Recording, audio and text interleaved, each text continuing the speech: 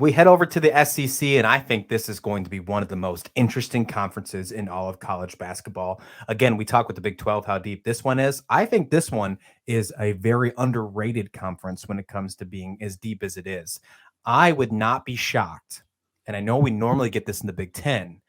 I would not be shocked if the majority of the teams, if the SEC, I should put it this way, if the SEC had the most teams in the NCAA tournament this year. Kentucky leading it for both of us. I mean, they have the returning Wooden Award winner. It's hard to not pick against them. But I'm a little surprised that you didn't have Tennessee at 2. I thought it was a little closer between Kentucky and Tennessee. I know they have a hard time when they get to the tournament, but they've usually looked good in the regular season. As you can see, I got Florida all the way up to 4. You got Arkansas at 2. I have them at 5. What's your thoughts about your top 3 here? You got Arkansas over Tennessee.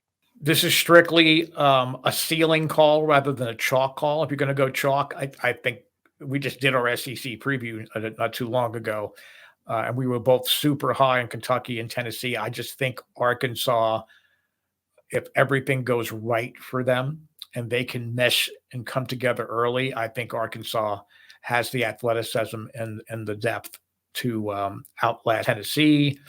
And it's funny, after we did our SEC preview, suddenly I wish I would have put Alabama higher because I really think, Oates is really onto something there. They may still be a year away from being an SEC 1 or 2 seed, but I think they're going to be fun. I had LSU 5.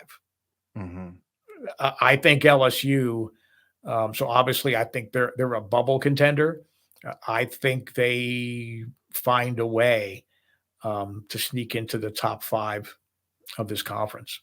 We both got Auburn at 7. We do see a decline there after losing players like Walker Kessler, Jabari Smith Jr. Mm-hmm. Do you think that decline is even deeper than 7 at the end of the season, or do you think they're more towards the upper echelon battling with teams like Florida, Texas A&M, and the rest of the field, Steve? I think their decline could be worse if the bottom part of the SEC was a little more competitive. I don't think that they will be. I think they'll have some moments. I'm not very high on Texas A&M at all. Mississippi State is interesting. Missouri is interesting.